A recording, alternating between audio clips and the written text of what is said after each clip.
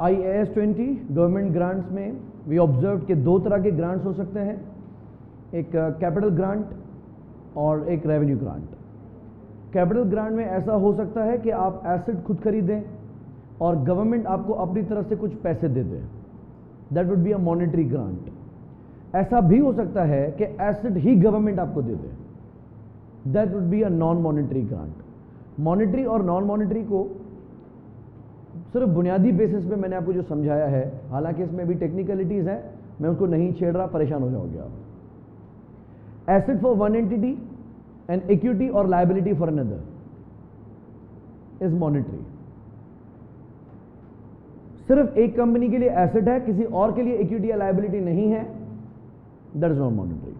तो अगर गवर्नमेंट हमें लाइसेंस देती है, सॉफ्टवेयर देती है, प्रॉपर्टी देती है, जमीन देती है, ये नॉन मॉनेटरी ग्रांट में काउंट होगा। कैपिटल ग्रांट जब भी हमें मिलेगा, दो बातें हमने डिस्कस की थी, दो पॉलिसीज में से एक पॉलिसी चूज करनी है।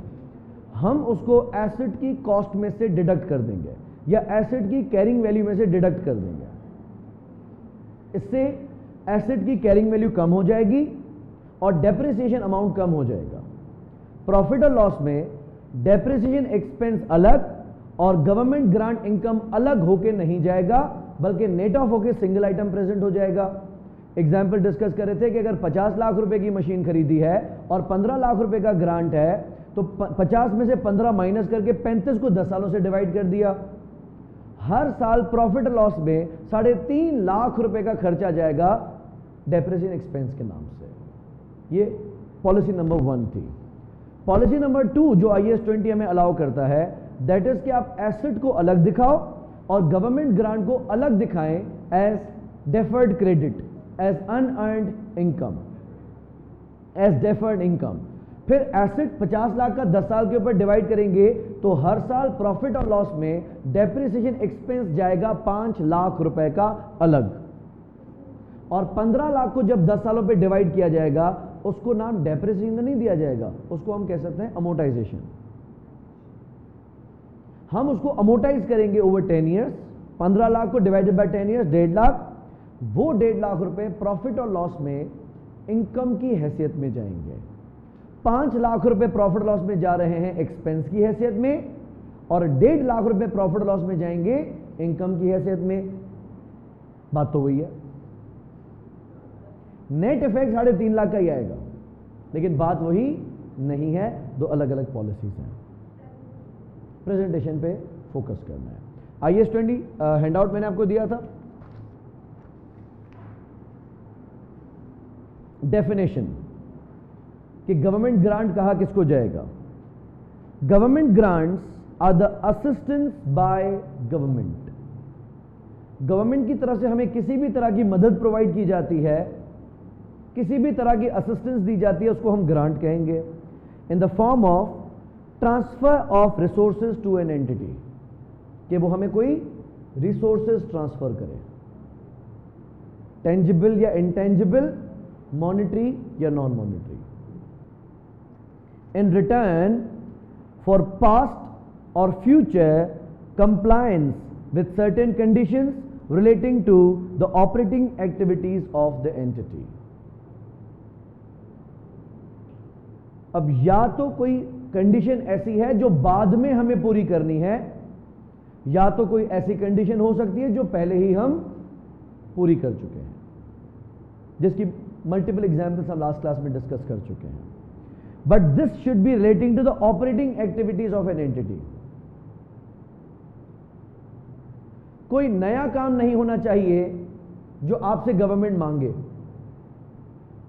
ऐसे तो हर ठेकेदार को गवर्नमेंट ग्रांट मिलता है, लेकिन वो तो रोड कंस्ट्रक्ट करता है, वो तो B2G ट्रांजैक्शन है। तो गवर्नमेंट अगर बहैसियत एक कस्टमर हमारे साथ काम करती है, या गवर्नमेंट अगर बहैसियत एक सप्लायर काम करती है, तो वो गवर्नमेंट ग्रांट में काउंट नहीं होगा। मुझे अगर गवर्नमेंट पैसे दे रही तो कोई एहसान नहीं करे, रोड बना के दे रहा हूं, फ्लाईओवर बना के दे रहा हूं, काम करके दे रहा हूं गवर्नमेंट को, वो गवर्नमेंट ग्रांट में काउंट नहीं होगा। तो मुझसे अगर गवर्नमेंट कोई अलग से काम करवाती है इस हवाले से, वो काउंट नहीं होगा। लेकिन मेरी ऑपरेटिंग एक्टिविटीज के अगेंस्ट गवर्नमेंट मुझे कोई रिसोर्सेज ट्रांसफर करे तो वो गवर्नमेंट ग्रांट है। exclude forms of government assistance which cannot reasonably have a value placed on them and which cannot be distinguished from the normal trading transaction of the entity. पहला, अगर government की तरफ से आपको ऐसी असिस्टेंस दी जाती है जिसको पैसों में नहीं तोला जा सकता। एक सादा मिसाल मैंने दी थी, बैंक गारंटी। बैंक के साथ अगर हम लोन के लिए अप्लाई कर रहे हैं, गारंटियर गवर्नमेंट बन जाता है, ये तो उसका एहसान है, इसको पैसों में नहीं तोला जा सकता, क्योंकि किसी की गारंटी लेने के कितने पैसे होते हैं। ऐसी कोई भी असिस्टेंस, कोई भी मदद जो गवर्नमेंट हमें प्रोवाइड करे लेकिन हम उसको पैसों में मेजर नहीं कर सकते, तो उसको हम IAS 20 में काउंट नहीं करेंगे। या if that is a normal trading activity of the business, government ने आपके साथ कुछ ट्रेडिंग की है, मिसाल के तौर पे आप फायर फाइटिंग सिस्टम्स बेचते हैं, गवर्नमेंट ने अपने ऑफिसेस में फायर फाइटिंग सिस्टम आपसे लगवा लिए और गवर्नमेंट ने उसके अगेंस्ट पैसे दे दिए, तो कोई ग्रांट है? नहीं। अगर आपका वर्कशॉप है, आप गाड़ियां रिपेयर करते हैं, आप मैकेनिकल वर्कशॉप है, गवर्नमेंट अपनी गाड़ियां आपके वर्कशॉप पे बेचती है और आप उनको रिपेयर करके देते हैं, गवर्नमेंट आपको पैसे देती है, कोई ग्रांट नहीं है। Scope. The standard does not deal with government assistance that is provided for an entity in the form of benefits that are available in determining taxable income or are determined or limited on the basis of income tax liability. Tax में subsidy दे देना, कोई allowance दे देना, कोई relief दे देना, या tax में किसी भी किस्म की छूट IAS 20 के स्कोप में नहीं आएगी, वो IAS 12 में देखी जाएगी। ऐसा होता है ना, मिसाल अभी इलेक्ट्रिक व्हीकल्स हैं, अगर पाकिस्तान में इलेक्ट्रिक व्हीकल्स कोई बनाना शुरू करे तो उससे पेट्रोल की कंजम्पशन कम हो जाएगी, और अगर इलेक्ट्रिक व्हीकल्स बना के फिर एक्सपोर्ट करना शुरू करे तो और भी अच्छा। जिस तरह हमने ऑटो पॉलिसी में यही तो एग्रीमेंट किया है कि पहले आप CBU लाओगे, कंप्लीट बिल्ड यूनिट यहां पे लाओगे, मार्केट एवेल्यूएट करोगे, एनालाइज करोगे, फिर लाजिम है कि आप गाड़ियां यहीं असेंबल करो। फिर तीसरा फेज यह है कि गाड़ियां यहां से एक्सपोर्ट करो, जिसका आपने एक मिसाल देखी थी, चंगान ने अपनी एक गाड़ी ओशान X7 एक ही यूनिट अब तक एक्सपोर्ट हुआ, लेकिन अल्टीमेटली कंपनी को यहां से एक्सपोर्ट करना है। लेकिन मैं कहता हूं हम पाकिस्तानी इतने भूखे हैं कि कंपनी से इतनी डिमांड जनरेट करके बैठे हैं कि लोकल बंदों को हमें ही गाड़ियां नहीं मिलके दे रही, तो मुल्क से बाहर कहां जाएंगी? पहले तो वो यहां की बुकिंग्स पूरी करेंगी ना, जबकि अगर हमारी कंजम्पशन कम होगी तो सरप्लस कैपेसिटी होगी तो बाहर जाएगी। हम अगर इन्हें नान पे और ताफ्तान पे सारा गंदम खत्म कर देंगे, सारा आटा यहीं, सारा मैदा यहीं खत्म हो जाएगा, तो गंदम एक्सपोर्ट करना तो दूर, हम इंपोर्ट कर रहे हैं। रशिया से जो हमारी बातें अभी चल रही हैं वो गंदम इंपोर्ट करने के ऊपर भी चल रही हैं कि भाई गंदम दे दो। भाई अगर एक जेन्युइन कंजम्पशन है पाकिस्तान में, वो तो माफिया नहीं कहलाओगे, वो तो आप और मैं है जो रेस्टोरेंट पे जाके बेतहाशा खाते हैं, जो घर में चपाती पकाने से बेहतर समझते हैं कि नान मंगवा लिए जाए। वेस्टेज बहुत ज़्यादा करते हैं कि जब हमारे नंबर ऑफ गेस्ट लिमिटेड है फिर भी बोलेंगे ज़्यादा ही भेज देना, बचना चाहिए, कम नहीं पड़ना चाहिए।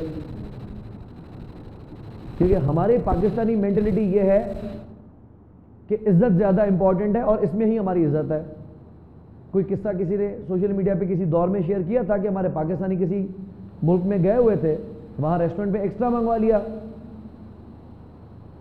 खा के हाथ वाथ धो के बैठ के खत्म, बोला इसको उठाओ, तो कोई बराबर पे टेबल पे बैठा हुआ बंदा उसने थोड़ा सुना दी,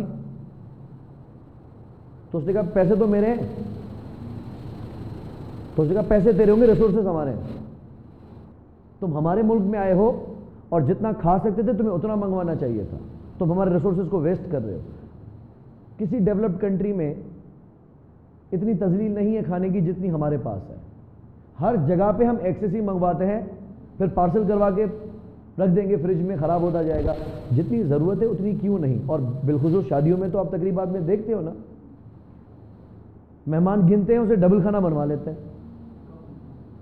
और हालांकि जो RSVP का होता है, इखलाकी तौर पे क्या होता है कि अगर आपको दावत पे आना है तो आप इन्फॉर्म करें, हमें बता दें कि कौन कौन आने वाला है।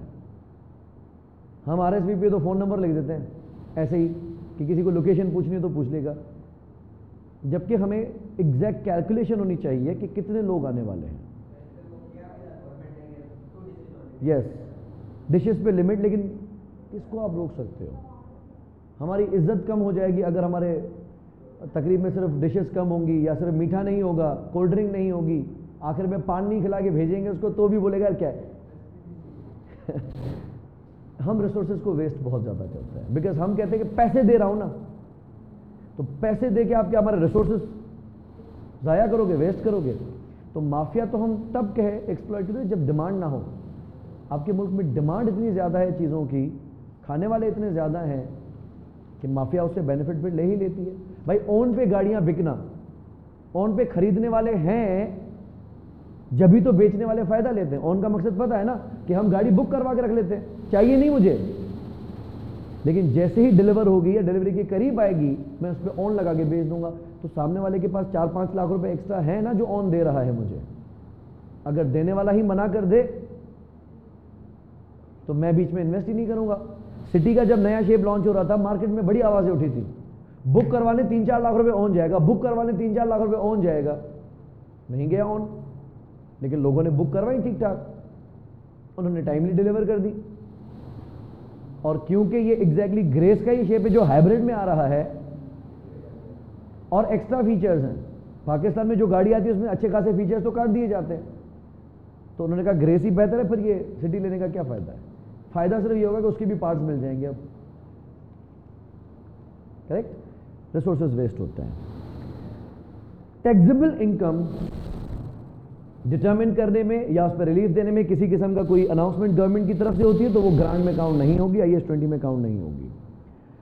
Government participation in ownership of an entity, ऐसा भी होता है कि कुछ इदारे पार्ट गवर्नमेंट होते हैं, पार्ट प्राइवेट होते हैं, public private partnership. Who owns PTCL? Etisalat, and Etisalat owns how much percentage of PTCL? 24%. Who has the remaining 76%? Government. तो इदारे जो प्राइवेटाइज किए जाते हैं उसमें कुछ स्टेक गवर्नमेंट का होता है, कुछ स्टेक प्राइवेट कंपनी का होता है, वो भी गवर्नमेंट ग्रांट में काउंट नहीं किया जाएगा। And government grants covered by IAS 41। Agriculture, you know this, हमने IAS 41 में इस पार्ट को स्किप किया था बिकॉज उसका एक मसला आप समझ सकते हो। अब मैंने कहा कि एसेट की कॉस्ट में से माइनस कर देना। बायोलॉजिकल एसेट कब कॉस्ट में मेजर होता है? कभी भी नहीं होता। तो अगर मैंने रिकॉर्ड ही fair value less cost of ultimate sale पे करना है, उसमें से मैं कुछ भी माइनस करूंगा फर्क नहीं पड़ेगा, क्योंकि वो रहेगा तो फेयर वैल्यू पे, फिर अगले साल फेयर वैल्यू पे आ जाएगा। इस वजह से IAS 20 एग्रीकल्चरल एसेट्स के ऊपर अप्लाई नहीं होता। Grants related to assets, a grant relating to asset may be presented in one of two ways. कौन कौन से? Number 1, as deferred income and released to profit or loss when the related expenditure impacts profit or loss. जैसे जैसे asset depreciate होगा वैसे वैसे unearned income earn होती जाएगी। Option number 2, by deducting the grant from assets carrying amount. Asset का carrying amount कम हो जाएगा, डेप्रिसिएशन कम हो जाएगी। Grants related to income, a grant receivable as compensation for costs either 1 already incurred, यानी वो खर्चा जो मैं पहले ही कर चुका हूं उसकी मद में मुझे ग्रांट मिल रहा है, इसको हम क्या कहेंगे? Unconditional grant. For immediate financial support with no future related cost, अगर गवर्नमेंट ने मुझे ग्रांट दिया है सिर्फ फाइनेंशियल सपोर्ट के लिए और इसके कोई मजीद इखराजात नहीं है। कभी ऐसा होता है इकोनॉमी के हालात ख़राब होते हैं, ये तो आपने सुना होगा कि फैमिलीज़ को या अंडर 18 को या कोई अनएम्प्लॉयड है तो गवर्नमेंट उनको अपनी तरफ से हर महीने एक अमाउंट देती रहती है। सेम गोज़ विद कंपनीज़, के कोई कंपनीज़ हैं जो हमारे मुल्क में अच्छी एम्प्लॉयमेंट क्रिएट करके बैठी हैं, जो बड़ा अच्छा परफॉर्म कर रही हैं और वो फाइनेंशियल क्राइसिस में आ जाती हैं, तो गवर्नमेंट उनको अपने तरफ से पैसे दे देती है, एक फाइनेंशियल सपोर्ट दे देती है, सिर्फ लिफ्ट अप करने के लिए उसकी लिक्विडिटी प्रॉब्लम्स को। सही है, तो उसको भी हम अनकंडीशनल मानेंगे। Recognised as an income in the period in which it is receivable, ये उसको कब इनकम माना जाएगा? इमीडिएटली, जैसे ही मिलेंगे या मिलने के होंगे, वर्चुअली सर्टेन होंगे, हम रिकॉर्ड कर देंगे। दूसरा side, a grant relating to income may be presented in one of two ways, separately as other income or deducted from related expense। बात तो वही है लेकिन प्रेजेंटेशन वो नहीं है। तो आप या तो उसको अलग से इनकम दिखाओगे, एग्जाम्पल हमने ली थी कि मार्केटिंग एक्सपेंस अलग दिखाएंगे और ग्रांट इनकम को अलग दिखाएंगे, या ऑप्शन नंबर 2 नेट ऑफ कर दो, उसमें से माइनस करके सिर्फ एक एक्सपेंस दिखा देंगे। सही है, तो अगर मैंने अपने स्टाफ को ट्रेन किया, ट्रेनिंग पे 8 लाख रुपए का खर्चा आया, 8 लाख में से 3 लाख रुपए मुझे गवर्नमेंट ने रियलाइज करवा दिए, दे दिए, तो मैं 5 लाख रुपए का खर्चा दिखा दूं, या 8 लाख का खर्चा दिखाऊं और 3 लाख की इनकम दिखाऊं, या फिर 5 लाख का खर्चा दिखा दूं। लेकिन ये पॉलिसी है, आपको पहले बता देना है कि आप कौन सी पॉलिसी ऑप्ट कर रहे हो। कभी ऐसा कभी वैसा नहीं हो सकता। Recognition of grants.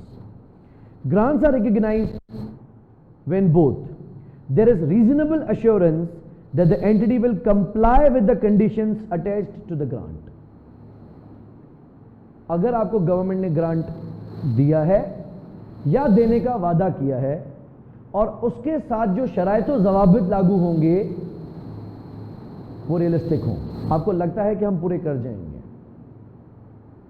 अगर शर्त लगा दी कि शहीद हो जाओ तो आपकी फैमिली को 50 लाख रुपए दूंगा, तो हम बोलेंगे मैं मर जाऊंगा तो फिर 50 लाख का क्या करूंगा? और मेरा कोई इरादा नहीं है भाई, मेरा कोई इरादा नहीं है। तो अगर कंडीशन ऐसी रखी गई है जिसको पूरा करने का कंपनी का इरादा ही नहीं है, तो आप उस ग्रांट को रिकॉग्नाइज नहीं करेंगे। दे दिया है, मैंने भी रख लिया है, लेकिन यह पता है कि वापस ही होगा। कि अगर मुझे यह कहा कि आप एक ऐसे सीड का इस्तेमाल करें अपनी जमीन के अंदर जो जमीन को अच्छा करे, फसल भले कमाए, और हमें शॉर्ट टर्मिस्ट, पाकिस्तानी माइंडसेट शॉर्ट टर्मिस्ट, कि भाई जल्दी होना चाहिए, आगे किसने देखा है। तो लॉन्ग टर्म हम नहीं सोचते, हम शॉर्ट टर्म सोचते हैं। गवर्नमेंट ने पैसे दिए तो हैं, लेकिन मुझे वो पेस्टिसाइड इस्तेमाल करनी ही है जिससे इसमें से निकलने वाले सनफ्लावर कुकिंग ऑयल पीने वालों के सेहत पे असर आएगा, भले मर जाएं। क्योंकि कुछ ऐसी पेस्टिसाइड्स इस्तेमाल होती हैं, वो मारना तो पेस्ट को होता है, जो फसल को मर्ज लगते हैं, बीमारियां लगती हैं, लेकिन अक्सर वो इतनी पॉइजनस होती हैं जो उस सनफ्लावर का पार्ट बन जाती हैं, या उस फसल का, उस कॉटन का पार्ट बन जाती है, उस गंदम का पार्ट बन जाती हैं। अल्टीमेटली चीज तो कंज्यूम करनी है ना। तो कोविड के टाइम पे हम चीजों को तो स्प्रे कर देते थे कि इसको डिसइंफेक्ट कर रहे हैं, खाने की चीजों पे तो ख्याल आता था ना कि इसको कैसे डिटॉल मार दें यार, खाना तो है। फिर हमें गवर्नमेंट ने कहा तो है कि ये पेस्टिसाइड्स इस पे यूज नहीं करना, ये मुजरे सेहत हैं, और ये लो मेरी तरफ से खर्ची। हम रखेंगे कि कंडीशन जो तुमने रखी हैं वो मैंने पूरी नहीं करनी, या it's very hard, very difficult. Staff को ट्रेनिंग करने के लिए भेजूं, यहां 9 to 5 में काम पूरा नहीं हो पा रहा, यूनिवर्सिटी में एडमिट कराऊंगा, इनको हफ्ते में छुट्टी देनी पड़ेगी, फिर एग्जाम करीब आएंगे, फिर मुझसे छुट्टी मांगेंगे। कोई नहीं, ट्रेनिंग काम करो, मैं खुद ही सिखा दूंगा। मेरा इरादा नहीं है, या मुझे नहीं लगता कि मैं ये कंडीशन सेटिस्फाई कर सकूंगा, तो हम उस ग्रांट को इनकम की हैसियत में रिकॉग्नाइज नहीं करेंगे। अगर गवर्नमेंट ने दे दिए हैं पैसे तो अनर्न मानना, नहीं माने तो रिसीवेबल भी नहीं मानना,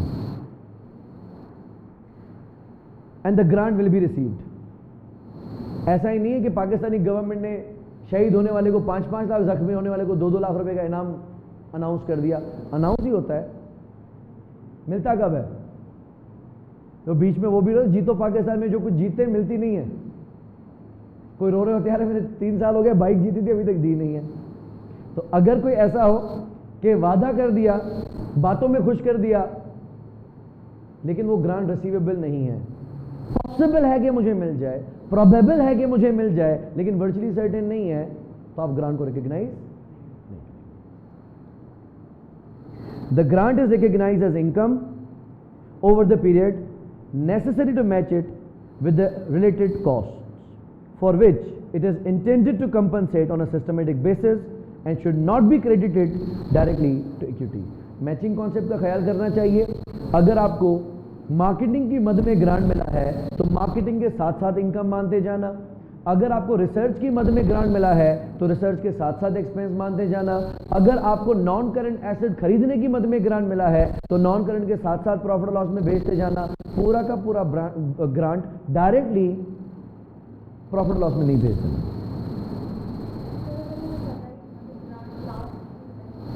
लास्ट में मिल रहा है मतलब हम काम पहले कर चुके हैं, अनकंडीशनल है, फिर इमीडिएटली मान लो। लेकिन अगर फ्यूचर कॉस्ट है, मुझे पैसे दिए हैं या देने का वादा किया है, बशर्त कि मैं पेस्टिसाइड इस्तेमाल ना करूं, बशर्त कि मैं अपने हर एम्प्लॉय को 4-4 साल का ग्रेजुएशन प्रोग्राम करवा लूं, बशर्त कि मैं अपनी मार्केटिंग के अंदर अवेयरनेस कैंपेन चलाऊं अबाउट करप्शन। ठीक है, तो अगर बशर्त है, कोई शर्त है, तो जैसे जैसे वो शर्त पूरे होते जाएंगे वैसे वैसे मैं उसको इनकम मानता जाऊंगा। ठीक हो गया। लेकिन अगर कोई शराइत तो जवाबित नहीं है तो पहले दिन के खा के डकार मार लेना, अपने किसी को दे देना, वो अनकंडीशनल या पास्ट कॉस्ट के, वो डायरेक्टली प्रॉफिट लॉस में जाएगी। डिस्क्लोज क्या क्या करना है, ये एफआर के लिए बहुत ज्यादा इंपॉर्टेंट नहीं रहता, 4 लाइनें पढ़ लेते हैं। Accounting policy adopted for grants including method of statement of financial position presentation. आपने कौन सा मेथड एडॉप्ट किया है, अनअर्न इनकम दिखाने वाला या एसेट की कॉस्ट में से माइनस करने वाला, वो आप डिस्क्लोज करोगे। Nature and extent of grants recognised in financial statements, कि कितना अमाउंट ऑफ ग्रांट है और उनकी नेचर क्या है, मॉनिटरी है या नॉन मॉनिटरी है। And indication of other forms of government assistance from which the entity has directly benefited. ऐसी कोई चीज जो गवर्नमेंट की तरफ से हमें मिली है, बेनिफिट मिला है, लेकिन हम उसको फाइनेंशियल स्टेटमेंट्स में दिखा नहीं सकते, उसको मॉनिटरी वैल्यू नहीं प्लेस की जा सकती। मिसाल, हमें गवर्नमेंट ने किसी किस्म का कोई असिस्टेंस दी है लेकिन उसके पैसे नहीं लगाए जा सकते। अज्यूम हम एक बड़ा अच्छा बिजनेस है जिससे पाकिस्तान की इकोनॉमी डेवलप की जा सकती है, भाई बिजनेस कम्युनिटी ही ये काम कर सकती है ना। जिस तरह अभी तुर्की के अंदर शहबाज शरीफ गए हुए हैं और बिजनेस कम्युनिटी से उनकी रेगुलर मुलाकातें हो रही हैं, बिकॉज हमने वहां के बिजनेस टाइकून्स को कहना है कि आप पाकिस्तान में काम करें। ऐसे तो शर्जील इनाम मेमन भी गए हुए हैं, वो भी कह रहे हैं भाई पाकिस्तान में लाओ पैसा। सीएम साहब भी गए हुए हमारे मुराद अली शाह, वो भी लोगों को कह रहे हैं कि पाकिस्तान में आप इन्वेस्ट करो। लेकिन अगर आपने अच्छा पब्लिक इमेज डेवलप कर लिया, this will bear the fruit. मैं बारहा कहता हूं कि खान साहब का हर मुल्क में जाके नवाज शरीफ का नाम लेना was not correct.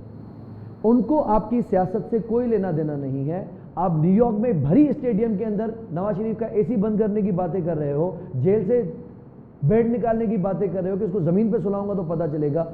They damn care who is Nawaz Sharif for them. Pakistani अवाम को मजा आता होगा, चस्के आते होंगे इस चीज से कि ये सही है, रुलाऊंगा सबको रुलाऊंगा। हमें बताओ इनको रुलाने की बातें, उनका काम नहीं है। उनको ये बताओ कि पाकिस्तान अब सही हाथों में है, अब करेगा तरक्की पाकिस्तान। अब सिर्फ देखना होता क्या है, तो वो कि उनको ट्रस्ट बिल्ट होगा। अगर आप अंदर घर के मसाइल बताओगे कि हम आपस में नहीं बनते, सारे चोर लुटेरे डाकू हैं, मैं अकेला ही शरीफ हूं और मुझे देख के पैसे दो, पता है आपको कभी भी हटा के साइड कर देंगे, हमें पता है चलाने वाले कौन है। जबकि ये ऑन द अदर हैंड अगर आप देखोगे, आई अप्रिशिएट, सपोर्ट किसकी है मैं उसकी तरफ नहीं जा रहा, पॉलिटिकल डिस्कशन में नहीं जा रहा है, लेकिन अच्छा ये होता है कि आप वहां जाके अपने फॉर्मर प्राइम मिनिस्टर या फॉर्मर गवर्नमेंट को क्रिटिसाइज ना करें कि उन्होंने ये कर दिया, उन्होंने ये। अपनी न्यूज चैनल पे बैठ के आप 1000 बातें कर लें, लेकिन उनके न्यूज चैनल पे बैठ के आपने अपनी सियासत नहीं डिस्कस करनी, ये आपका मसला है। उन तक तो ये इमेज ना पहुंचाओ ना कि यहाँ फड्डे चल रहे हैं टाइट। लोग डरते हैं मुल्क में आने से। अभी बड़ी पोस्ट चल रही थी स्कर्दू में, कहा कनाडा से पता नहीं कहां से सीधी फ्लाइट आ रही थी, अभी 4 पता नहीं कौन सी तारीख पे सीधी फ्लाइट आ रही है। ये देखे खान साहब ने टूरिज्म को प्रोटेक्ट कर लिया, पता नहीं फ्लाइट में आया कौन, पता नहीं कौन से टूरिस्ट भर गए पाकिस्तान के अंदर। जो मसले हैं पहले वो हल करने पड़ेंगे, टूरिस्ट खुद ही आएंगे। आपको अफगानिस्तान में करोड़ रुपए की जॉब दिलवा दो, जाओगे? मैं बोलता हूं श्रीलंका में नौकरी आई है, 40 लाख रुपए तनख्वाह है हर महीने की, जाओगे? आप बोलोगे सर जान से ज्यादा है, हालांकि कोई मरने वाले नहीं हो वहां जाके। अगर आप श्रीलंका जाओगे, अफगानिस्तान जाओगे, आपको पता चलेगा बातें ऐसी नहीं है जो मीडिया पे, लेकिन आपके दिमाग में परसेप्शन डेवलप्ड क्या है कि अफगानिस्तान जाओगे मतलब कहीं बम फट रहा होगा, कहीं गोलियां चल रही होंगी, कहीं ड्रोन गिर रहे होंगे। हकीकत नहीं है वहां की ऐसी।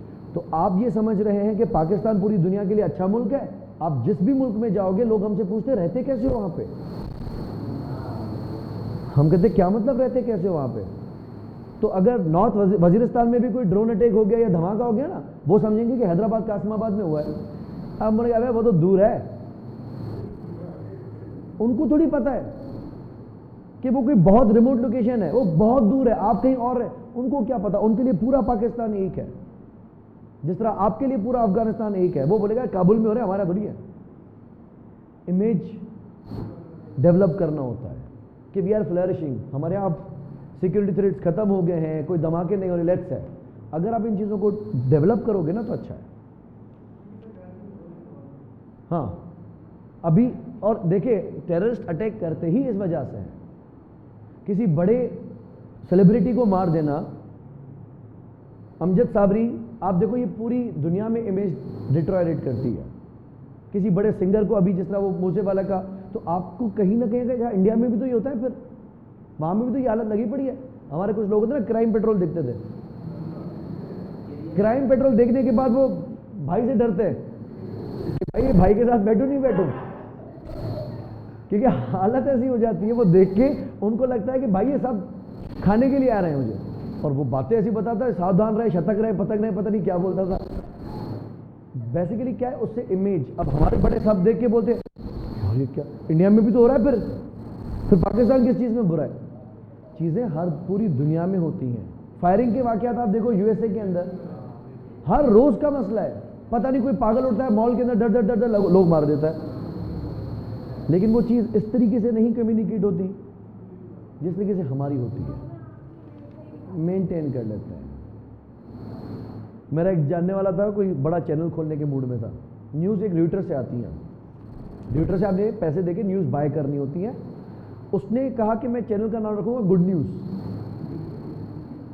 मैंने कहा क्या मतलब? बोला पाकिस्तान में मतलब बुरी खबर सुनाऊंगा ही नहीं, क्या हर वक्त डिप्रेशन है। और आप देखो न्यूज़ पे हर वक्त क्या चल रहा होता है, कोई अच्छी खबरें चलती हैं क्या? डिप्रेसिंग, और डिप्रेसिंग खबर ही ज़्यादा फैलती है। तो उसको किसी ने कहा भाई रहने दे, सामने टारगेट भी देख। ऑडियंस आपकी अच्छी खबर सुनने वाली मेंटलिटी की नहीं है, उनको पाकिस्तान की पॉजिटिव इमेज से मकसद ही नहीं है। उनको चाहिए चर्च के मसाले।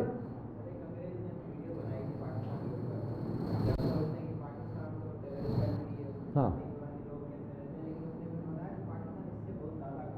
हाँ, कुछ आते रहते हैं ये ल्यूक डॉर्मेंट वगैरह जैसे जो घोड़े वाले, उनसे फ्रॉड कर जाते हैं, बिरयानी वाले फ्रॉड कर जाते हैं, हर जगह होता है ये। फिर भी चलो एक पॉजिटिव इमेज शो। फॉलोइंग कितनी होगी, मसला ये है, फॉलोइंग कितनी होगी? बहुत लिमिटेड। आप जैसे मेरे जैसे पाकिस्तानी उसको मिलियन मिलियन व्यूज दे देते होंगे, बाहर के लोग नहीं देते हो शायद। इंग्लिश में थी, लेकिन अभी भी देखोगे उसके जो ज्यादातर व्यूअर्स होते हैं ना वो अपने ही होते हैं कि यार पाकिस्तान जिंदाबाद, पाकिस्तान जिंदाबाद। हमारी जिनको देखनी है वो जनरल मीडिया पे चीजें जाती है, वो न्यूज़पेपर में चीजें जाती हैं। लोग हमारी तरह ये सोशल मीडिया पे टाइम किल नहीं करते। आप पाकिस्तान का टिकटॉक देख लो और चाइना का टिकटॉक देख लो, क्यों जमीन आसमान का। हमारे बंदों को कंटेंट क्या चाहिए?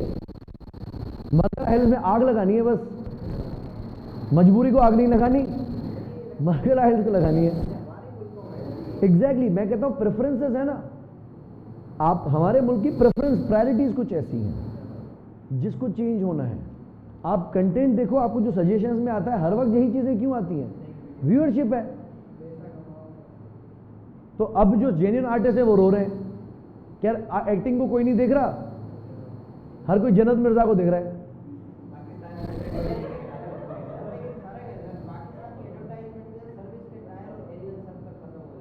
हाँ हाँ, और आप इंडिया की एडवर्टाइजमेंट देखें, इंडिया की एड्स हम सर्च करके करके देख रहे होते हैं क्योंकि बहुत क्रिएटिव होती हैं। हाँ, ब्लू फॉर्मूला कभी कोई नहीं आ जाएंगे, लिमिटेड है। तो we need to come out of this. खैर, तो गवर्नमेंट अगर अपनी तरफ से ग्रांट देती है तो कैपिटल ग्रांट हो सकता है, इनकम रिलेटेड हो सकता है, कंडीशनल हो सकता है, अनकंडीशनल हो सकता है, और उसकी अकाउंटिंग ट्रीटमेंट हमने देख ली। इसके पीछे एक सवाल मैंने आपको दिया हुआ है शॉलर नाम से, दिसंबर 2012 का है। says Scholler is a small manufacturing company specializing in making alloy castings. Its main item of plant is a furnace which was purchased on 1st October 2009. The furnace has two components: the main body that costs $60,000 including the environmental provision which has 10 years life, and a replaceable liner costs $10,000 which has a life of 5 years. Now this is a complex asset. Yes, एक ही asset में दो components हैं, एक main body है और एक replaceable liner है। जो मेन बॉडी है उसकी कॉस्ट कितनी है?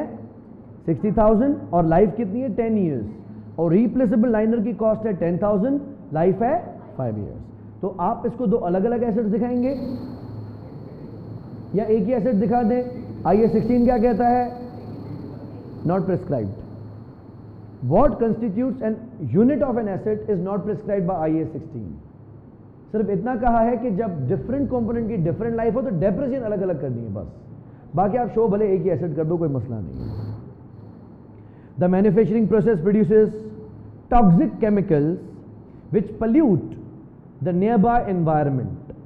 Legislation requires that a cleanup operation must be undertaken by Scholler on 30th September 2019. कितने साल बाद?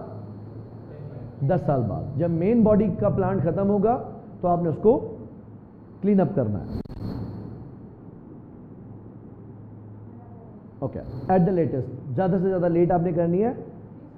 हाँ, रिस्टोरेशन की तरह, correct. Scholler received a grant from the government of $12,000 relating to the cost of the main body of the furnace only. Capital grant है, revenue grant है? Capital, क्योंकि किसके अगेंस्ट मिला है? प्लांट मेन बॉडी के against मिला है। तो main body since it's a capital expenditure, तो जिस $12,000 का ग्रांट है this will also be regarded as capital grant. क्या इसको कर सकते हैं? 12,000 को इमीडिएट इनकम मान लेंगे? Debit cash credit profit loss? No. Then what? Debit cash credit, या तो हम उसको डेफर्ड इनकम कहेंगे या तो उसको कॉस्ट से माइनस कर देंगे। अगर हमने कॉस्ट से माइनस किया तो 60,000 में से माइनस हो जाएंगे 12,000, बाकी रह जाएगी कॉस्ट 48,000, और 48,000 को आप डिवाइड करेंगे 10 सालों के ऊपर। बाकी जो रिप्लेसेबल लाइनर है वो तो 5 साल के ऊपर 2,000 करके डेप्रिशिएट होगा। और अगर हमने इसको डेफर्ड क्रेडिट करके दिखाया तो यस, एसेट अपनी जगह पे 60,000 का रहेगा और डेफर्ड इनकम 12,000 की हर साल 1200 रुपए करके चार्जेस।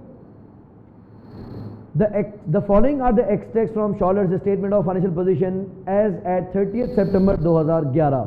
कितने साल हो चुके हैं? 2। 1 अक्टूबर 2009 से 30th सितंबर 2010 से 30th सितंबर 2011, यानी 2 साल हम डेप्रिशिएट भी कर चुके होंगे, 2 साल की अनवाइंडिंग ऑफ डिस्काउंट भी हो चुकी होगी, 2 साल का गवर्नमेंट ग्रांट प्रॉफिट लॉस में भी जा चुका होगा। फिर वो 2 साल आगे बढ़ के बता रहा है, क्या बता रहा है? नॉन करंट एसेट में जो मेन बॉडी है उसकी कैरिंग अमाउंट 48,000 है। अगर मैं ग्रांट को कॉस्ट में से माइनस ना करता, अगर मैं ग्रांट को कॉस्ट में से माइनस ना करता तो एसेट कितने पे दिखता? 60,000। डेप्रिशिएट कितने से होगा? 6000 पर एनम। कितने साल हो चुके हैं? 2 साल। 60,000 माइनस 12,000,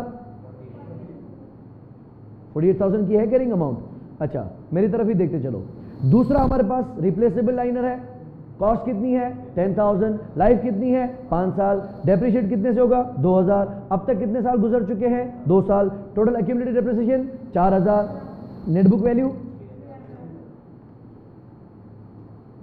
6,000। अब एक काम की चीज समझें, यहां तक मुझे समझ में आ रहा है कि गवर्नमेंट ग्रांट को एसेट की कॉस्ट में से माइनस नहीं किया गया, बल्कि क्या दिखाया गया है? 1 अक्टूबर 2009 पे मैंने डेफर्ड इनकम कितनी दिखाई होगी?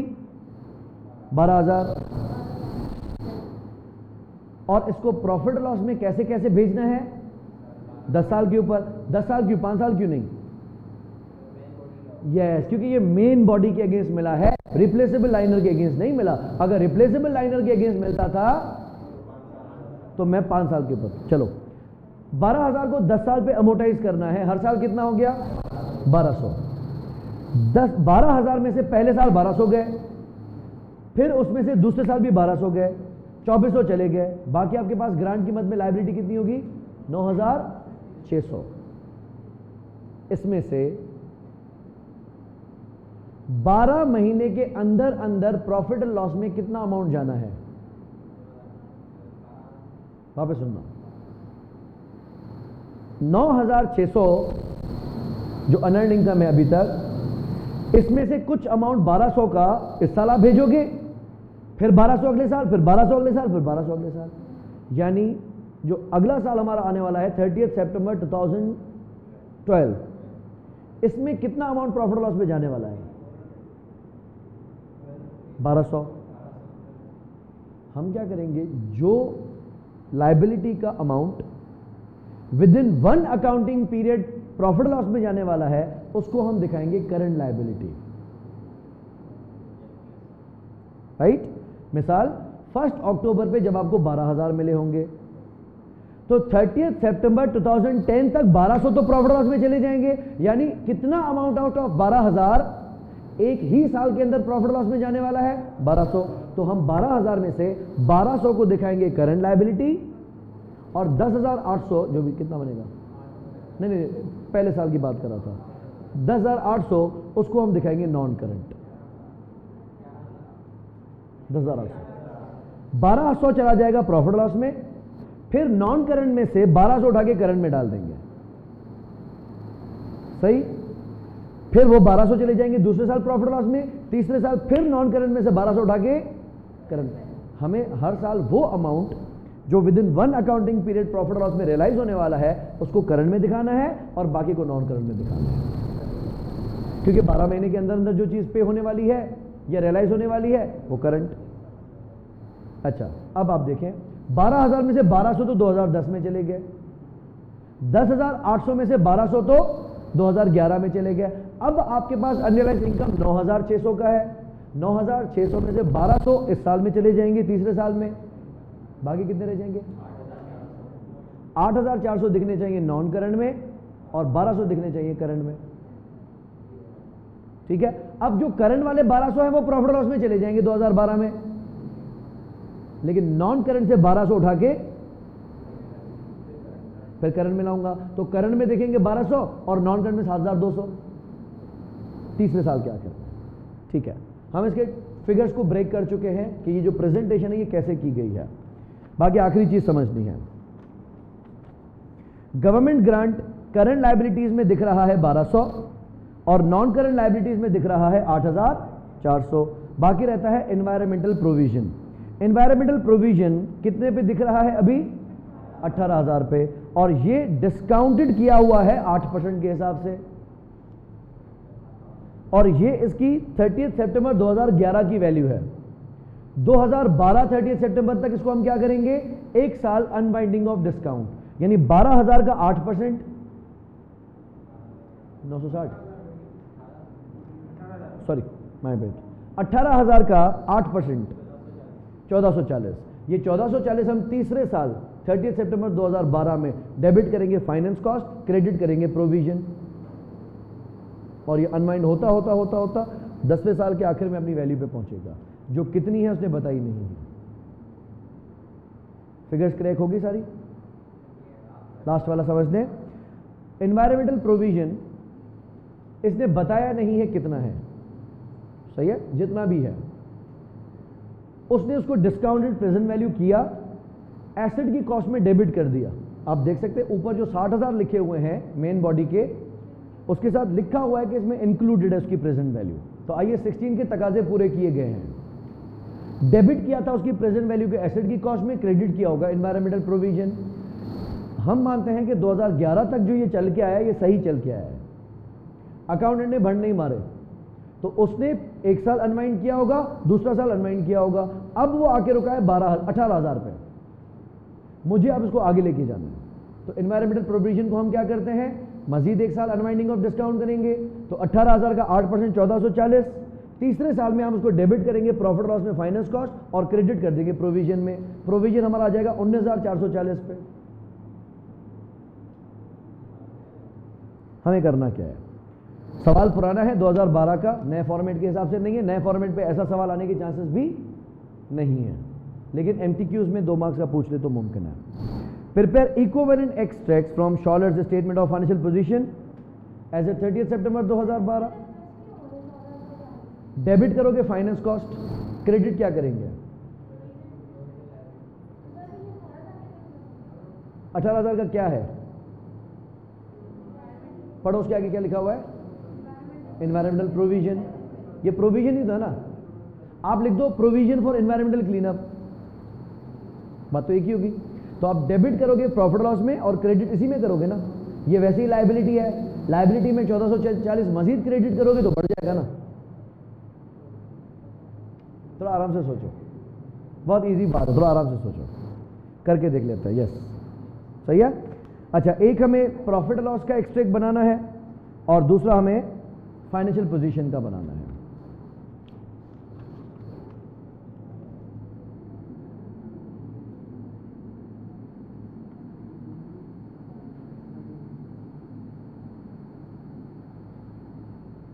कौन से साल का, फॉर द ईयर 30 सितंबर 2012।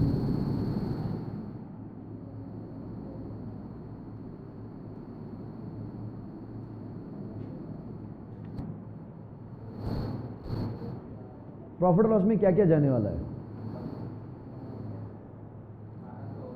ओके शुरू करते हैं। पहला, मेन बॉडी की डेप्रिसिएशन,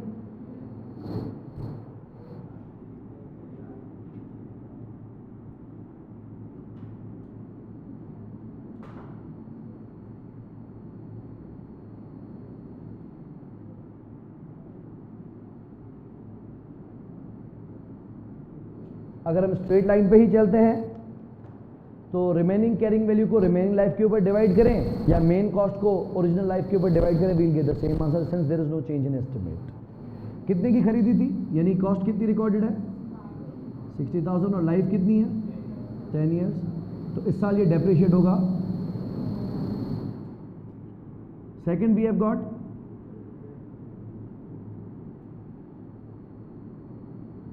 रिप्लेसेबल लाइन है, कितने का खरीदा है 10,000 का, लाइफ कितनी है 5 साल, since there is no change 2000। ये दो चीजें कहीं प्रॉफिट लॉस में एज एन एक्सपेंस। और क्या आने वाला है, फाइनेंस कॉस्ट,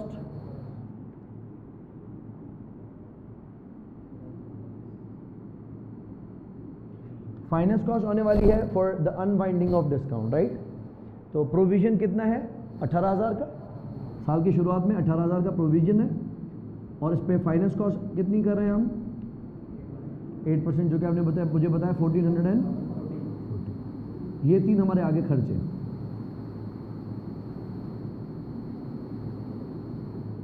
और क्या आने वाला है, गवर्नमेंट ग्रांट।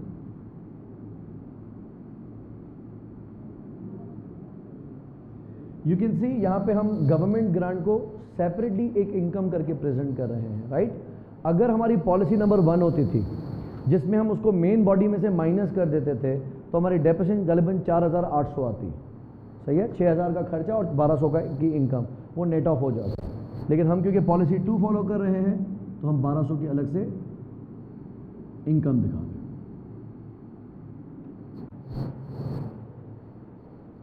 सही है, दैट्स इट। और तो कुछ प्रॉफिट लॉस में नहीं जाना।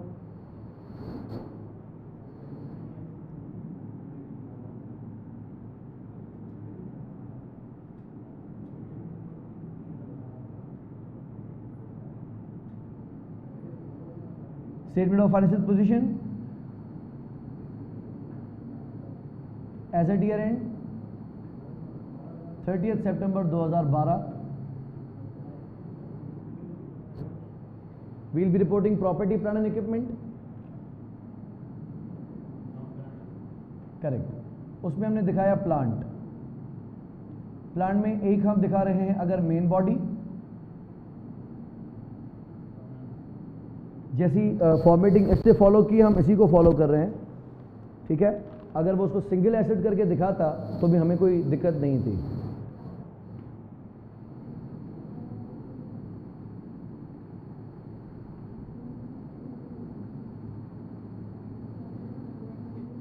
So main body and replaceable liner, main body की cost is 60,000 minus accumulated depreciation so far is 18,000 now accumulated। 12,000 already थी, 6,000 हमने इस साल की। So net book value now is carrying value is 42,000, right। Replaceable liner was originally bought for 10,000 और ये 6,000 से depreciate हो चुका है, 2 करके 3 साल।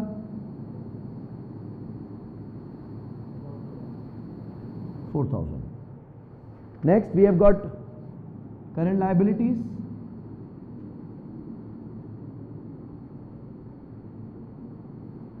करंट लायबिलिटीज में we can see unearned income of government grant. जो इसमें पड़े हुए 1200 हैं वो प्रॉफिट लॉस में चले गए, हमने फिर नॉन करंट से 1200 उठा के यहां रखने हैं। तो 1200 की गवर्नमेंट ग्रांट करंट लायबिलिटी में है। Next we have got non current liabilities. इसमें भी पहली लायबिलिटी है government grant.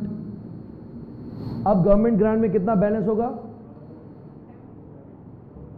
7,200, right.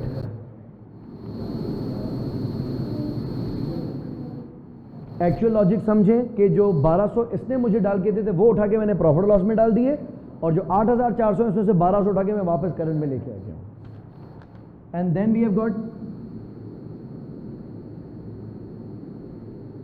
Provision for environmental cleanup, ठीक है।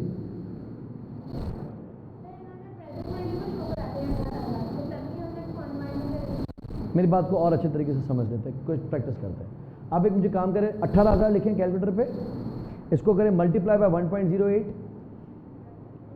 1.08 power 10, sorry power 8, my mistake.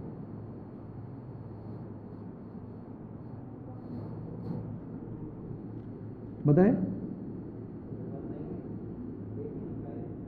एक सेकंड रुकिएगा।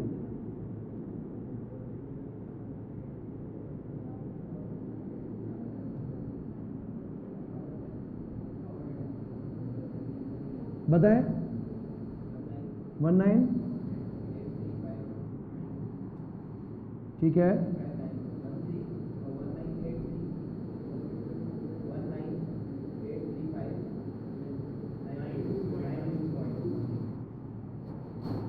इतना बड़ा कैसे आ रहा है?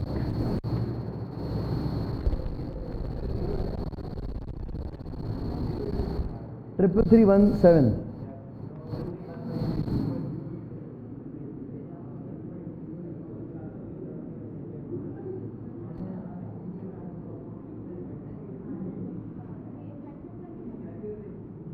जी चलो आसान कर रहा हूं, आसान कर रहा हूं। मिसाल सवाल के अंदर थोड़ी तफसील में दिया जाता, कहता है कि हमें 30 सितंबर 2019 पे एनवायरमेंटल क्लीनअप करना है ना। शॉलर ने कैलकुलेट किया कि जब हम 30 सितंबर 2019 पे एनवायरमेंटल क्लीनअप करेंगे तो उसका खर्चा 33,317 आएगा। और कॉस्ट ऑफ कैपिटल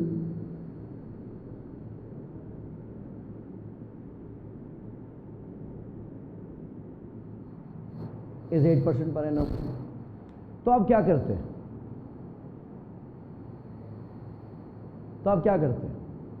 आप इसको पहले लाते प्रेजेंट वैल्यू पे।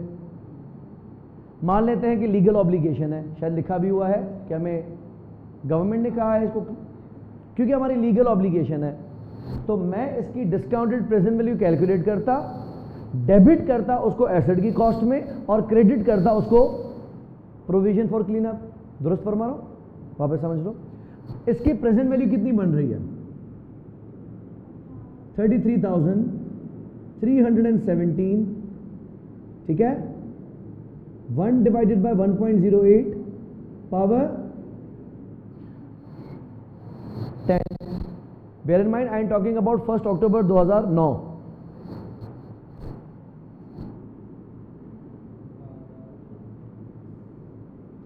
जी बताएं। 15,400।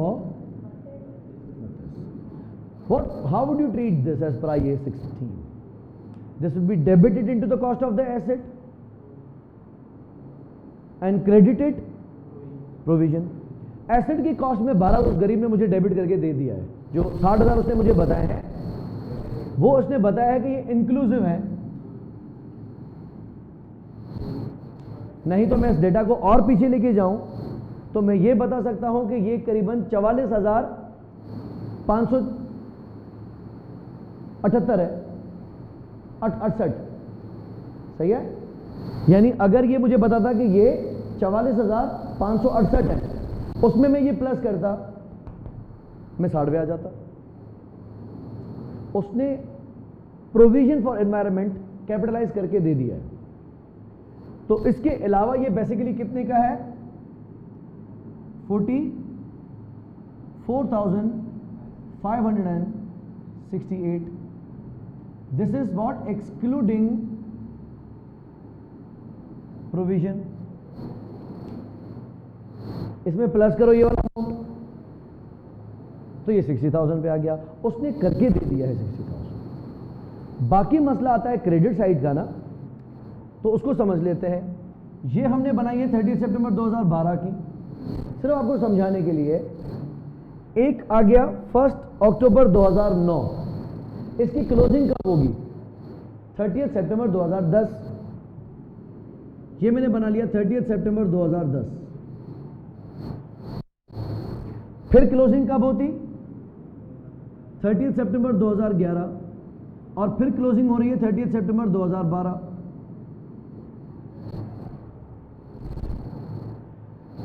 30 सितंबर 2010 पे ये प्रोविजन कितने पे दिखना चाहिए था?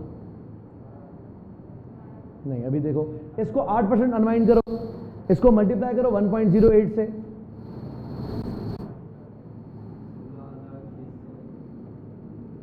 16,000।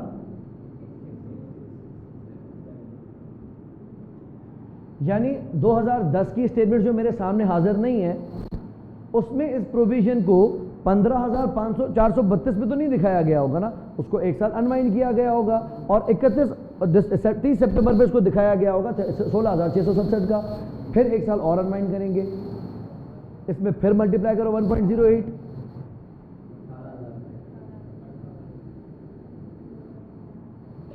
यहां तक उसने मुझे पहुंचा के दिया है। मुझे बस एक कदम और आगे जाना है। अगर मुझे पता हो कि प्रोविजन की ट्रीटमेंट क्या होती है, तो एग्जामिनर समझ जाएगा इतनी छोटी सी बात है कि इसको पता है। अब मैंने क्या करना है, 18,000 को 8% निकालना है, जो कि 1440 आ गया। वो डेबिट हो गया इस साल के प्रॉफिट लॉस में और क्रेडिट हो जाएगा प्रोविजन में। उसके साथ प्रोविजन कितने पे पहुंच जाएगा?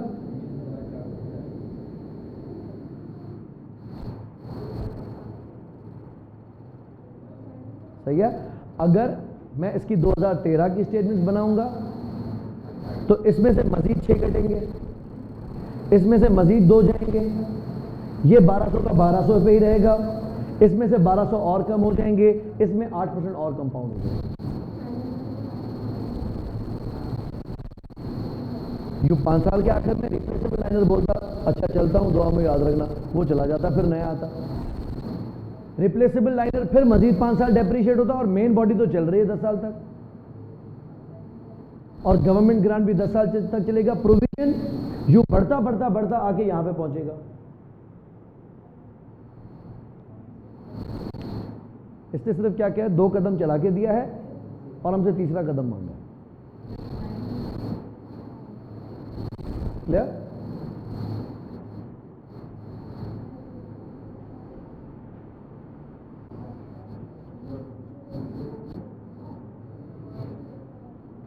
IAS 20 की आखिरी बातें समझा रहा हूं, जो FR के हवाले से बहुत ज़्यादा इंपॉर्टेंट तो नहीं है, लेकिन बुक में लिखी हुई है तो आपको कहीं पढ़ के परेशानी ना हो। अगर गवर्नमेंट हमें कभी भी नॉन मॉनेटरी ग्रांट देती है,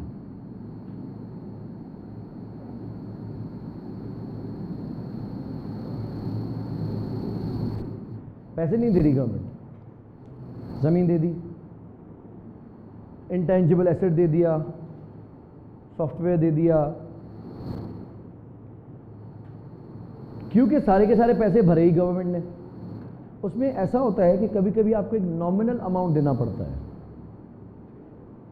नॉमिनल मतलब एक बहुत ही माइनर सा अमाउंट, 10-15% आपको अपनी तरफ से देने पड़ते हैं। जिस तरह गवर्नमेंट अपने एम्प्लॉयज़ के लिए हाउसिंग स्कीम देती है, सही है? नहीं, ये वाला तो सबके जनरल पब्लिक के लिए ना। गवर्नमेंट के जो अपने एम्प्लॉयज़ होते हैं, तो रेलवे के एम्प्लॉयज़ के लिए एक सब्सिडाइज स्कीम दे देगी, लेबर कॉलोनी बनाएगी। जिस तरह अभी आपने देखा था सखर के अंदर जो गवर्नमेंट ऑफ सिंध ने बहुत रैपिड रिस्पांस दिया था कोविड को, सही है, अप्रिशिएबल। जहां अच्छी चीज़ें की जाएंगी, बेशक वो पीपल्स पार्टी करे, हम इख्तलाफ रख सकते हैं बहुत सारी चीज़ों पर, लेकिन जहां अच्छा करेगी वी नीड टू अप्रिशिएट। जिस तरह हम NICVD की बात करते हैं, हार्ट कार्डियो के हवाले से चीज़ें बनाई गई हैं, कमेंटेबल बहुत अच्छी बनाई गई हैं, या GIMS या गम्बट के अंदर बनाया गया है, किडनी ट्रांसप्लांट या लिवर ट्रांसप्लांट के हवाले से चीज़ें, वी मस्ट अप्रिशिएट। या सिविल हॉस्पिटल के अंदर कुछ चीज़ें उन्होंने NGOs को दे दी हैं। चाइल्ड जो पीड्स का डिपार्टमेंट है वो उन्होंने किसी चाइल्ड ऑर्गेनाइजेशन को दे दिया है। तो चीज़ें जहाँ अच्छी होंगी वी मस्ट अप्रिशिएट। तो हेल्थ के मामले में at least at to some extent we सह के थोड़ा रैपिड रिस्पॉन्स रहा था। गवर्नमेंट ने क्या किया था, सखर के अंदर एक हॉस्पिटल बना लिया था। जब ईरान से लोग आ रहे थे, और पहला वायरस जो पाकिस्तान में पकड़ा गया था वो ईरान से ही आया था। ईरान था, इराक था, इराक। तो वो ज़ायरीन शायद आ रहे थे और उसमें बड़ा डाउट था कि ये ज़्यादा से ज़्यादा लोग पॉजिटिव हो सकते हैं। तो एक सेंटर बना दिया गया था सखर के अंदर, और 40 बेड का, पता नहीं कितने बेड का, ये कह रहे थे कि हमने हॉस्पिटल बना दिया है ऐसे 2 हफ्तों में। तो ये तो चाइना में ये बातें सुनते थे कि 14 दिन में हॉस्पिटल बन गया। सिंध में कहाँ से ये बातें सुनने को आ गई? बेसिकली क्या था कि वो लेबर के कोई फ्लैट्स बने हुए थे जिनकी पोजीशन गवर्नमेंट एम्प्लॉयज़ को मिलनी थी, क्योंकि अभी वो थे तो रेडी फॉर पोजीशन लेकिन दिए नहीं गए थे। तो गवर्नमेंट ने इमीडिएटली क्या कर दिया, उसको कोविड सेंटर बना दिया, क्वारंटीन सेंटर। यस, हाँ, क्वारंटीन सेंटर बना दिया था और लोगों को वहां पकड़ के बिठा दिया था। फिर खाना वाना सही नहीं मिला था तो वो भागने गए, तो लोग डर गए थे कि भाई कोरोना के पेशेंट सेंटर से भाग गए तो कोई हमारे करीब करीब ना, क्योंकि उस वक्त तो हम कोई बम्बार समझ रहे थे ना कि कोविड का पेशेंट हमारे बीच में, मतलब कोई धमाका हो जाएगा, हम भी मर जाएंगे। तो उस वक्त बड़ा डर था। गवर्नमेंट क्या करती है, एप्लीकेशंस लेती है कि जिसको भी प्लॉट चाहिए, जिसको भी फ्लैट चाहिए, जिसको भी घर चाहिए, वो हमारी स्कीम में अप्लाई करेगा। बहुत कम वैल्यू पे वो एप्लीकेशन लेते हैं और गवर्नमेंट उनको फ्लैट देती है या मकान। सेम उसी तरीके से अगर हमने कोई नॉमिनल अमाउंट दिया है जिसके बदले में हमें ज़मीन मिल गई है, या लाइसेंस वैसे तो महंगा है लेकिन हमने सस्ते में ले लिया, इसको हमने कहा नॉन मॉनेटरी ग्रांट। इसको हम फेयर वैल्यू पे रिकॉर्ड कर सकते हैं।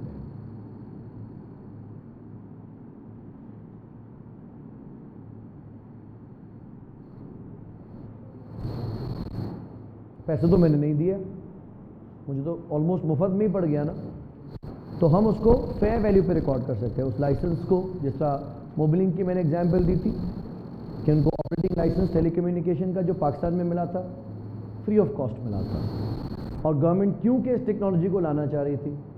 अभी 5G की ऑप्शन की तरफ जा रही हैं, कुछ मोबाइल टेलीकम्युनिकेशंस एप्लीकेशंस दे रही हैं 5G पे। वैसे हम कहते हैं 4G ढंग का चला लो, वो भी बहुत है हमारे लिए, लेकिन चले 5G की एप्लीकेशंस आ रही हैं, आप उसको रिकॉर्ड कर सकते हैं फेयर वैल्यू पे। जबकि IS-20 बहुत हल्का है, कहता है कि अगर इसको हम नॉमिनल वैल्यू पे रिकॉर्ड करते हैं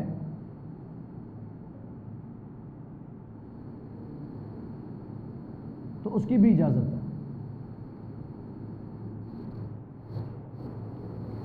लाइक अगर हमने कोई 50 लाख रुपए की चीज 5 लाख रुपए में ले ली, 10 लाख रुपए में ले ली, गवर्नमेंट ने सिर्फ 20% पैसे लिए और चीजें में दे दी, तो आपके पास ऑप्शंस हैं। हर जगह पे IS-20 में ऑप्शंस हैं। यहां पे भी ऑप्शन खुला है कि आप या तो उसको फेयर मार्केट वैल्यू पे रिकॉर्ड कर सकते हो, या फिर आप उसको नॉमिनल वैल्यू जितने आपने दिए हैं उस पर रिकॉर्ड कर सकते हो। ठीक है, इसमें 100% गारंटी बन जाएगा अगर आपने कुछ भी पैसे नहीं दिए तो। दूसरा,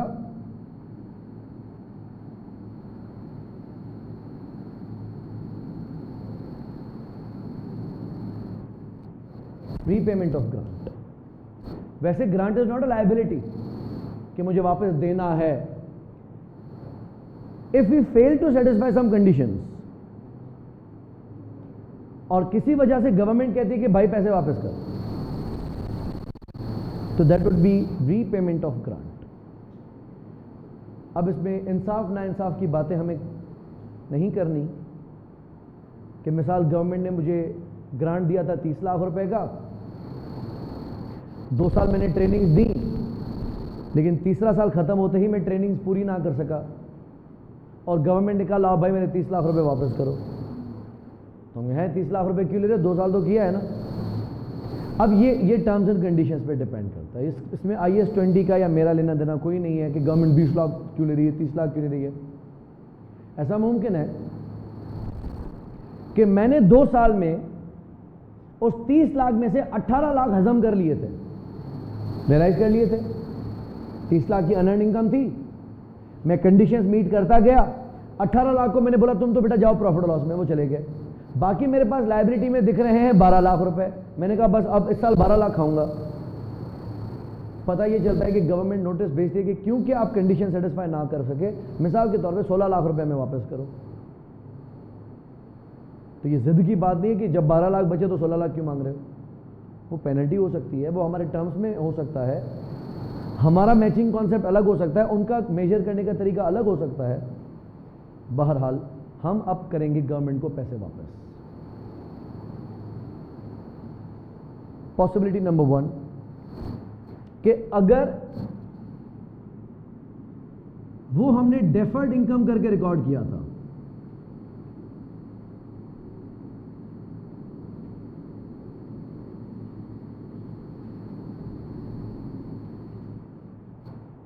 तो कुछ फंड्स अभी हमारी नॉन करंट लायबिलिटी में या करंट लायबिलिटी में, बहरहाल लायबिलिटी में दिख रहे होंगे।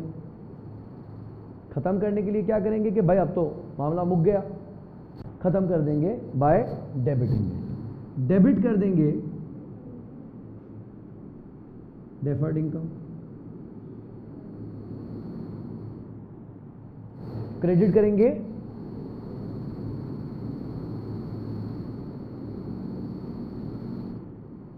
जितनी भी रीपेमेंट हुई है, जितनी भी रीपेमेंट हुई है। पॉसिबिलिटी नंबर 1 कि रीपेमेंट ज्यादा हुई है as compare to liability unearned, नुकसान। अगर गवर्नमेंट ने कहा कि 5 लाख रुपए वापस कर मेरे, अच्छा मेरे पास तो 12 लाख पड़े, 5 लाख दे दूंगा जो मांगेंगे, 7 लाख मेरी इनकम। अगर वो 12 के 12 ही मांगते हैं तो डेबिट क्रेडिट वैसे ही बराबर है। तो अगर डिफरेंस डेबिट पे आया तो दिस वुड बी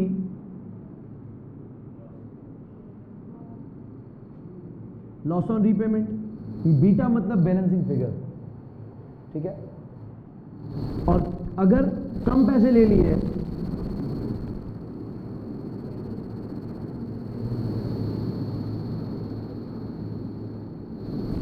तो that would B gain on repayment. Pretty easy, but the second part is not. अगर कि ये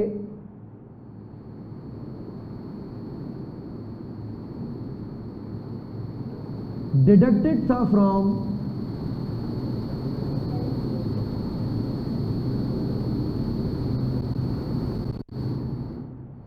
कैरिंग अमाउंट, यानी एसेट की कैरिंग वैल्यू कम है, डेप्रिसिएशन भी कम है, गवर्नमेंट मुझसे पैसे वापस मांग लेती है. यहां पे हिसाब किताब थोड़ा अनजस्टिफाइबल है. हमने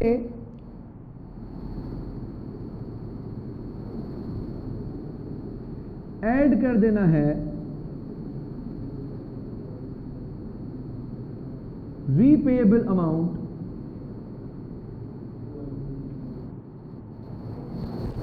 इनटू कैरिंग वैल्यू. जितना अमाउंट लिया था वो नहीं, जितना अमाउंट बचा है वो नहीं, जितना भी पैसा मुझसे गवर्नमेंट ने वापस मांगा, क्रेडिट करेंगे कैश, डेबिट कर देंगे पीपीई. पीपीई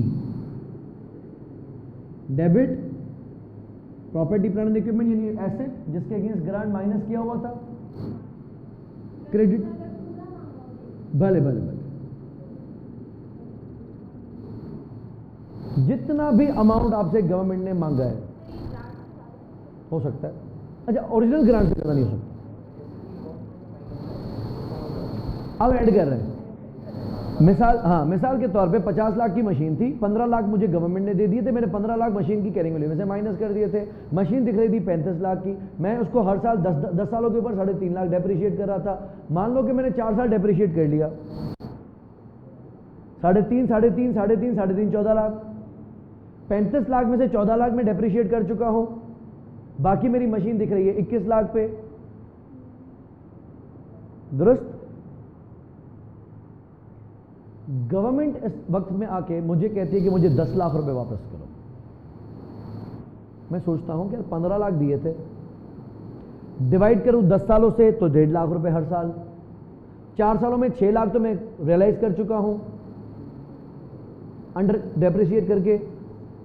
बाकी मेरे पास होंगे 9 लाख और गवर्नमेंट मुझसे ले रही है 10 लाख. इतना दिमाग चलाने की जरूरत नहीं है. जितने पैसे गवर्नमेंट ने मांगे हैं सही है, शराफत के साथ क्रेडिट कैश कर दो, डेबिट कर दो पीपीई. वो 10 लाख 9 लाख से ज्यादा हो, कम हो, बराबर हो, हमारा ताल्लुक नहीं है. ठीक है. Number 2,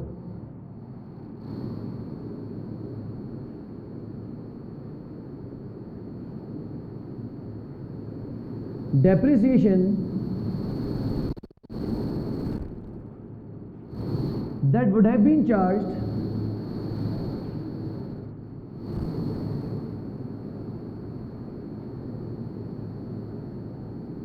had the grant not received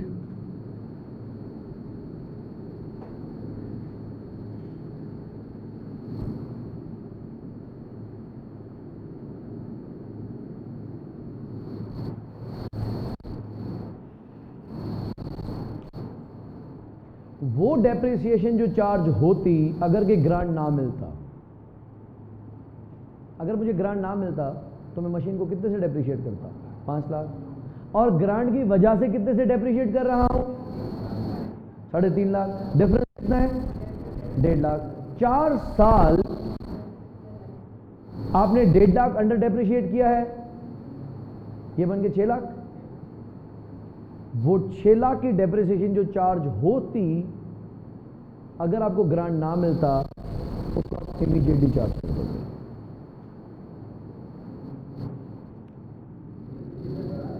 correct. Debit कर देंगे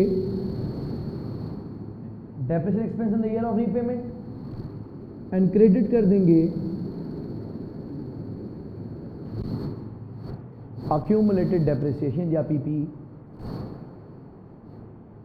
दुरुस्त. अब देखिएगा 21 लाख पे एसेट दिख रहा है, गवर्नमेंट ने मुझसे मांग लिए 10 लाख रुपए वापस, मैंने डाल दिया एसेट की कॉस्ट में, एसेट चला गया 31 लाख पे। फिर वो डेप्रिसिएशन जो चार्ज होती अगर मुझे ग्रांट ना मिलता 6 लाख की चार्ज कर दूंगा। मैं इस चौथे साल के आखिर में या 5वें साल की शुरुआत में डेबिट करूंगा डेप्रिसिएशन एक्सपेंस एंड क्रेडिट कर दूंगा अक्यूमुलेटेड डेप्रिसिएशन। इससे मेरा एसेट 6 लाख नीचे आ जाएगा। 31 लाख पे था, कितने में था अभी? 31 पे आया था ना, उसमें से 6 वापस नीचे कर दो, 25 पे एसेट आ गया। अब आगे की कहानी 25 पे चलेगी। रिमेनिंग लाइफ कितनी है? 6 साल। 25 लाख को डिवाइड करो 6 साल, रास्ता नापो, जाओ आगे। हम सोच सकते हैं कि अगर मुझे जिंदगी में कभी ग्रांट ना मिलता तो आज मेरा एसेट कितने पे होता? 50 लाख डिवाइड बाय 10 साल 5 लाख, 5 लाख मल्टीप्लाई बाय 4 साल 20 लाख, 50 लाख में से 20 लाख की एक्यूमुलेटेड डेप्रिसिएशन होती तो मेरा एसेट 30 लाख पे होना चाहिए था। लेकिन ये तो 25 पे आ रहा है। Don't you worry about anything, यही हो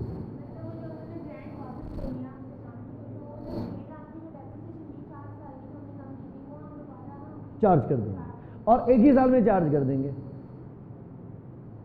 जो कि वैसे तो मैचिंग कॉन्सेप्ट के खिलाफ था, लेकिन क्योंकि रीपेमेंट हो गई ना। वैसे यूजुअली कैपिटल ग्रांट वापस तब तक नहीं लिया जा सकता जब तक आप उसको बेच ना दें। कि गवर्नमेंट ने आपको कहा कि अगर आप वाटर फिल्ट्रेशन प्लांट लगा रहे हैं ऐसी जगह पे जहां जमीन से बड़ा गंदा पानी आता है, या बारिशों का पानी रिजर्व करके आप उसको फिल्टर करते हैं, और वहां की लोकेलिटी को वैसे साफ पानी पे एक्सेस नहीं है, आप ये काम करेंगे तो बहुत अच्छा काम हो जाएगा, बिस्मिल्लाह करो, मेरी तरफ से ये लो 40 लाख रुपए, और मैं 2 सालों में वाइंड अप करके निकल जाऊं, तो गवर्नमेंट छोड़ तो नहीं देगी ना।